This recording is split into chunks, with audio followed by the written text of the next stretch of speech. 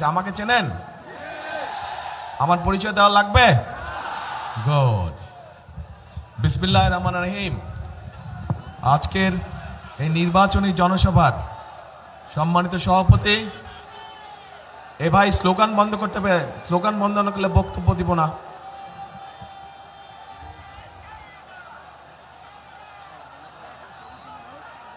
যারা স্লোগান দিচ্ছে, মাইক ব্যবহার করছে, তার মানে ওরা ডিস্টার্ব করছে মিটিংয়ে। কাজে বন্ধ করো, বন্ধ করো। হ্যাঁ, স্লোগান বন্ধ করতে হবে, একদম শান্ত হতে হবে। অনেক রাত হয়ে গেছে, এখন শান্ত হতে হবে, শান্ত হতে হবে। প্রিয় ভাই বোনেরা, বক্তব্য শুনবেন? আচ্ছা, তাহলে কথা বলি আমি, কিন্তু একটু শান্ত হয়ে বসতে হবে সবাইকে, তাহলে কথা বলা যাবে। হইচই করলে তো কথা বলা মুশকিল। এখন এই যে এখানে হাজার হাজার ভাই বোনেরা উপস্থিত আছেন, মঞ্চে দলীয় নেতা কর্মীরা আছেন, সামনে মুরব্বীবর্গ আছেন। আসসালামু আলাইকুম। আসসালামু আলাইকুম। ভালো আছেন সবাই? আচ্ছা, প্রথমেই আমি আপনাদের কাছে ক্ষমা চাই নিচ্ছি, কারণ আমাদের এখানে আসার কথা ছিল 6টার সময়। আমরা এসেছি এখন কটা বাজে? 12টা বেজে গেছে না? 12টা বাজে, 12টা 12:30 বাজে বোধ নাকি? 3 মিনিট কম 12টা, 6 ঘন্টা লেগেছে। কারণ সেই ময়মনসিংহ থেকে আসার পথে সারা রাস্তা শুধু আপনারা যেরকম এখানে অপেক্ষা করছেন, ঠিক সারা রাস্তা মানুষ এরকম অপেক্ষা করছিল। সকলের সাথে একটু হাত মেলে আসতে আসতে অনেক সময় লেগে গেছে, আপনাদেরও কষ্ট হয়েছে। সেই জন্য আমি সকলের পক্ষ থেকে দুঃখ প্রকাশ করছি। এখন প্রিয় ভাই বোনেরা, রাত তো অনেক হয়ে গেছে, কথা লম্বা করে লাভ নাই। এই যে গাজীপুর শিল্পনগরী, গাজীপুর আমি মনে করি শুধু শিল্পনগরী না, এটি হচ্ছে বাংলাদেশের গার্মেন্টসের রাজধানী, গার্মেন্টস নগরী বা গার্মেন্টসের রাজধানী। এখন এই গার্মেন্টসে আমাদের লক্ষ লক্ষ মা বোনেরা কাজ করে, ভাইরাও কাজ করে এখানে। এই গার্মেন্ট শিল্প কে এনেছিল এই বাংলাদেশে জানেন আপনারা? কে এনেছিল বলেন তো?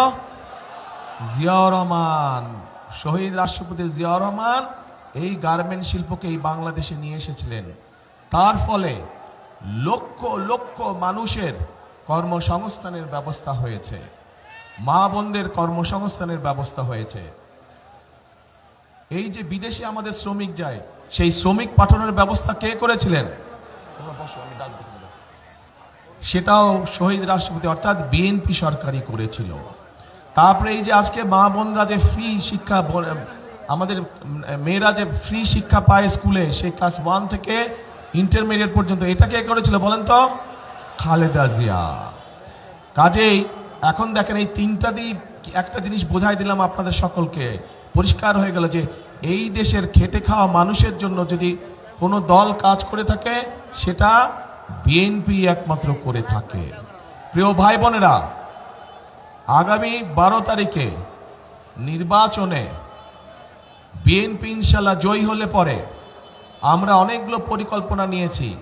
তার মধ্যে একটি পরিকল্পনা হচ্ছে এই যে যেমন গার্মেন্ট শিল্প আছে, এই গার্মেন্ট শিল্পের মতো নতুন আরো আমরা শিল্প আনবো, যেখানে আমাদের আরো বেশি সংখ্যক মা বোনেরা কর্মসংস্থানের ব্যবস্থা হবে, যেখানে আমাদের তরুণ ভাই বোনেরা সেখানে কর্মসংস্থানের ব্যবস্থা করতে হবে।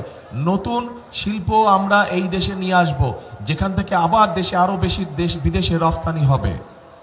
এখন শুধু সেটাই নয়, আমরা এই যে লক্ষ লক্ষ মা বোনেরা আছে, এই মা বোনদের কথা চিন্তা করে আমরা আরেকটি পরিকল্পনা গ্রহণ করেছি। এই খেটে খাওয়া মানুষদের জন্য, যেই মারা খেতে খায়, কষ্ট করে সারাদিন পরিশ্রম করে, সেই মায়েদের জন্য আমরা দলমত নির্বিশেষে প্রত্যেকটি মায়ের জন্য, বিশেষ করে খেটে খাওয়া মা যারা, তাদের জন্য আমরা একটি কার্ড দিব, যেটির নাম ফ্যামিলি কার্ড। এবং সেখানে সেই কার্ডের মাধ্যমে আমরা প্রত্যেকটি মায়ের পরিবারের কাছে সরকারের পক্ষ থেকে একটি সহযোগিতা পৌঁছে দিতে চাই, যেন মাস শেষে তাদের কষ্ট কিছুটা কম হয়। কেমন লাগলো পরিকল্পনা? আচ্ছা, এছাড়াও গাজীপুরের বিভিন্ন জায়গায় বহু মানুষ আছেন যারা চাষাবাস করে না? চাষাবাস করে মানুষ, বহু কৃষক আছে। এই কৃষক ভাইদেরকে আমরা সহযোগিতা করতে চাই। এবং সেই জন্য কৃষক ভাইদের জন্য আমরা একটা কৃষক কার্ড তৈরি করেছি, যেই কার্ডের মাধ্যমে আমরা কৃষক ভাইদের কাছে সহযোগিতা পৌঁছে দেব, যাতে করে কৃষক ভাইদের উপকার হয়। এর বাইরে আমরা শুধু গাজীপুর জেলার জন্য, এই যে গাজীপুর, এই গাজীপুরের জন্য আমরা কতগুলো চিন্তা ভাবনা করেছি এই এলাকার মানুষের বিভিন্ন সমস্যার কথা চিন্তা করে।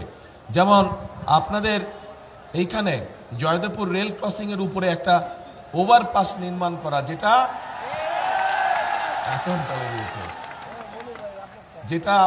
নির্মাণ করলে আপনাদের এখানে যে বিআরটি প্রকল্প আছে এইটা বাস্তবায়ন করে এই যে যানজট, অসহ্য যানজট, এই যানজট যাতে দূর হয়, আপনারা যাতে সহজে চলাফেরা করতে পারেন, ইনশাল্লাহ এইটা আমরা বাস্তবায়ন করব। শুধু তাই নয়, বিশেষ করে আমাদের নারী শ্রমিক যারা আছেন তারা যাতে নিশ্চিন্তে টেনশনে না থাকেন সন্তানদেরকে নিয়ে, সেই জন্য কিছু কিছু গার্মেন্টসে আছে, বাট সকল শিল্প প্রতিষ্ঠানে আমরা আমাদের বোনদের জন্য তাদের বাচ্চারা যাতে ঠিকভাবে থাকে, ঠিকভাবে তাদের দেখাশোনায়, তাদের জন্য ডে কেয়ার সেন্টার তৈরি করার পরিকল্পনা আমরা নিয়েছি।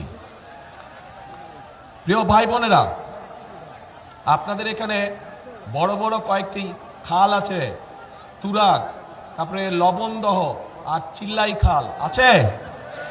এগুলো কি বন্ধ হয়ে গেছে? এগুলো পানি আছে না নাই? চলে? হ্যাঁ, দূষণে সব বন্ধ হয়ে গেছে। তো এটা কি খাল খনন করা দরকার, পরিষ্কার করা দরকার? করবেন সবাই মিলে? আমরা যদি শুরু করি কাজ, করবেন? কারা কারা যাবেন? হাত তুলেন। কারা কারা পরিষ্কার যাবেন? ঠিক আছে, ইনশাল্লাহ 12 তারিখে ধানের শীষকে যদি বিজয় করে নিয়ে আসেন, এই তিনটাকে দূষণ মুক্ত করব আমরা, তিনটা খালকে পুনর্খনন করব আমরা, যাতে এখান দিয়ে পরিষ্কার পানি চলাচল করতে পারে। ইয়েস, লাগা লাগা ধান লাগা। প্রিয় ভাই বোনেরা, আপনাদের এখানে শ্রমিক ভাইদের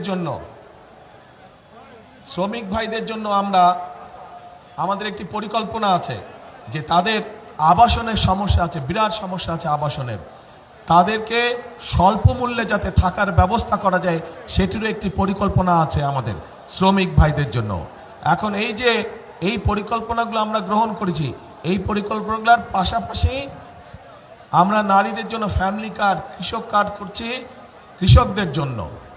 এছাড়াও আপনাদের সকলের কাছে, বিশেষ করে মা বোনদের কাছে এবং শিশুদের কাছে চিকিৎসা সেবা পৌঁছে দেওয়ার জন্য আমরা প্রত্যেকটি এলাকায় এলাকায় একজন করে আমরা হেলথ কেয়ারার দিতে চাই, যাতে করে মায়েরা এবং বাচ্চারা ছোটখাটো অসুখের চিকিৎসা ঘরে বসেই তারা পেতে পারে, সেই ব্যবস্থা আমরা করতে চাইছি। সবার আগে বাংলাদেশ। বুঝলাম তো, সবার আগে বাংলাদেশ, কিন্তু আমার পরিকল্পনাগুলো ভালো লোক না খারাপ লোক কিছু কয়ও না, বুঝিও না। ঠিক আছে, পরিকল্পনাগুলা তো এগুলা কাম করা যায়।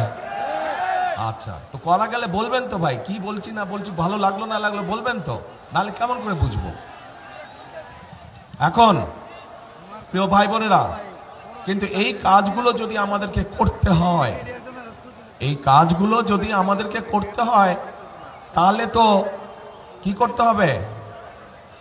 এই কাজগুলো যদি বাস্তবায়ন করতে হয় বিএনপিকে, তাহলে আপনাদের কি করা লাগবে?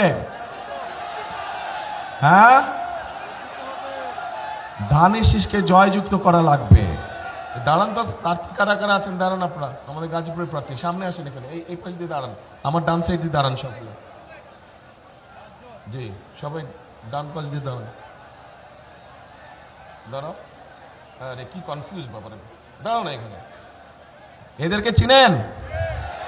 এদের সবার হাতে আমরা ধানের শীষ দিয়েছি, কিন্তু এই যে যেই কাজগুলো বললাম, এই কাজগুলো যদি আপনাদের উপকারে লাগে মনে করেন, তাহলে এই মানুষগুলোকে ধানের শীষ দিয়েছে, এই ধানের শীষকে জয়যুক্ত করতে হবে, এই মানুষগুলোকে জয়যুক্ত করতে হবে। পারবেন কি? পারবেন? হ্যাঁ, এদেরকে জয়যুক্ত করতে হবে। এদেরকে যদি জয়যুক্ত করা হয়, তাহলে এই যে খাল খননের কথা বললাম, এদেরকে যদি জয়যুক্ত করা হয়, তাহলে যে ফ্লাইওভারের কথা বললাম, এদেরকে যদি জয়যুক্ত করা হয়, তাহলে শ্রমিকদের আবাসনের কথা বললাম, এই সবগুলো কাজ, এই যে নারীদের জন্য ফ্যামিলি কার্ডের ব্যবস্থা, কৃষক কার্ড, এই সবগুলো কাজ করা যাবে এই ধানের শীষ যাদের হাতে তুলে দিয়েছে এদেরকে জয়যুক্ত করলে পরে। কিন্তু এই যে 12 তারিখে বসেন আপনারা, এই যে 12 তারিখে যে আপনারা যাবেন, কোথায় যাবেন বলেন তো? সকাল সকাল, হ্যাঁ, ভোট কেন্দ্রে। কখন যাবেন? হ্যাঁ, কখন যাবেন? রাইট, ফজর পড়ে যাবেন না, যার যার ভোট কেন্দ্রের সামনে গিয়ে জামাত করে ফজর পড়বেন, যাতে আগে থেকে ওখানে কেউ অবস্থান নিতে না পারে। ধানের শীষের যত ভোটার আছে আপনার আশেপাশে সবাইকে নিয়ে ওখানে গিয়ে ফজরের জামাত আদায় করবেন এবং বসবেন, যেন কেউ ষড়যন্ত্র করে আগেই ভিতরে ঢুকে বসে না থাকে। এই সতর্ক দৃষ্টি রাখতে হবে। গত 15-16 বছর আপনারা দেখেছেন কিভাবে এই এলাকার সহ সারা বাংলাদেশে আপনাদের যে ভোটের অধিকার, সেই অধিকারকে কিভাবে ডাকাতি করে নিয়ে গিয়ে আসলো। এইবার ডাকাতি করতে দিবেন? ভোট ডাকাতি হতে দিবেন? এই গাজীপুরের মানুষ কিন্তু প্রমাণ করে দেখিয়েছে 2024 সালে আন্দোলনের সময় এই গাজীপুর থেকে হাজার হাজার মানুষ সেদিন ঢাকা শহরে গিয়েছিল। কাজেই এই যে আমাদের গণতন্ত্রকে যে আবার পুনরুদ্ধার করেছে, স্বাধীনতাকে যে আবার রক্ষা করেছে, গাজীপুরের মানুষের বিরাট একটা অবদান আছে। কাজেই এই অবদানকে কোনোভাবেই বৃথা দিতে যাওয়া যাবে না। আর প্রিয় ভাই বোনেরা, আপনাদের কাছে আমার আরেকটা হক আছে। এই সেই গাজীপুর, এই সেই ভাওয়াল মাঠ, যেখানে স্বাধীনতা যুদ্ধের আগে ছোটবেলায় আমি এই মাঠে অনেক দৌড়াদৌড়ি করেছি, এই মাঠে অনেক খেলেছি আমি। এই মাঠের ওইখানে এইদিকে তো রাজবাড়ি, বোধহয় এইদিকে না, আমার হাতে ঠিক রাজবাড়ির উল্টা দিয়ে ওখানে ছোট ছোট দুটো লাল রঙের বাংলো ছিল আগে। প্রথম যেই বাংলোটা ছিল, এখানে মুরব্বী যারা আছে তাদের খেয়াল আছে, প্রথম যেই বাংলোটা ছিল ওইটাতে আমরা থাকতাম, আব্বা আম্মা আমি আর আমার ছোট ভাই, আমরা 4 জন ওইটাতে থাকতাম। কাজেই ছোটবেলাটা আমার এই গাজীপুরে, বহুদিন এই ছোটবেলাটা আমার এই জায়গায় কেটেছে। আমার এই মাঠে আমি অনেক দৌড়াদৌড়ি করেছি, অনেক খেলেছি আমি। কাজেই গাজীপুরের মানুষের কাছে আমারও একটি হক আছে। আমার শিশুকাল আপনাদের সাথে কেটেছে, কাজেই ওই হিসাবে আপনাদের কাছে আমারও দাবি থাকলো ধানের শীষকে জয়যুক্ত করার জন্য। কে দাবি করতে পারে? ধন্যবাদ। এখন প্রিয় ভাই বোনেরা, আন্দোলন হয়েছে, সংগ্রাম হয়েছে, স্বৈরাচার বিদায় হয়েছে দেশ থেকে। এখন হচ্ছে দেশ গড়ার পালা, এখন হচ্ছে মানুষের ভাগ্য পরিবর্তন করার সময়। কাজেই আমাদেরকে পরিশ্রম করতে হবে, আমাদেরকে কাজ করতে হবে, আমাদেরকে ঐক্যবদ্ধ থাকতে হবে। আমরা যদি ঐক্যবদ্ধ থাকি, আমরা যদি কাজ করি, আমরা যদি পরিশ্রম করি, ইনশাল্লাহ ধীরে ধীরে আমরা আমাদের সেই প্রত্যাশিত বাংলাদেশকে গড়ে তুলতে সক্ষম হব। কে একসাথে আমরা কাজ করব? ইনশাল্লাহ। সেজন্যই আমি বলি, সেজন্যই আমি একটি কথা বলি, করব কাজ, কে করব কাজ, গড়ব দেশ। সবার আগে, রাইট, সবার আগে বাংলাদেশ। কাজেই সেই বাংলাদেশকে যদি গড়ে তুলতে হয়, তাহলে আমাদেরকে একসাথে থাকতে হবে, আমাদেরকে সঠিক লোককে ভোট দিয়ে জয়যুক্ত করতে হবে, যাতে তারা আপনাদের সমস্যার সমাধান করতে পারে, এলাকার মানুষের সমস্যা করতে পারে, এলাকার সমস্যার সমাধান করতে পারে। এবং আমাদেরকে সতর্ক থাকতে হবে, যেই অধিকার আদায় করার জন্য হাজার হাজার মানুষ জীবন দিয়েছে, সেই অধিকার যাতে ষড়যন্ত্রকারে আর কেউ ছিনিয়ে নিতে পারে না। এই ব্যাপারে আমাদেরকে সতর্ক থাকতে হবে, সজাগ দৃষ্টি রাখতে হবে। প্রিয় ভাই বোনেরা, ইনশাল্লাহ খাল খনন কর্মসূচিতে আপনাদের সাথে আবারও ইনশাল্লাহ দেখা হবে, কিন্তু সেটা 12 তারিখের পরে। আপনারা ধানের শীষকে জয়যুক্ত করলেই পরে ইনশাল্লাহ আমরা খাল খনন শুরু করব। দেখা হবে আপনাদের সাথে খালের মধ্যে, ঠিক আছে? ইনশাল্লাহ। আল্লাহ হাফেজ। বাংলাদেশ জিন্দাবাদ, বাংলাদেশ জাতীয়তাবাদী দল জিন্দাবাদ। আসসালামু আলাইকুম।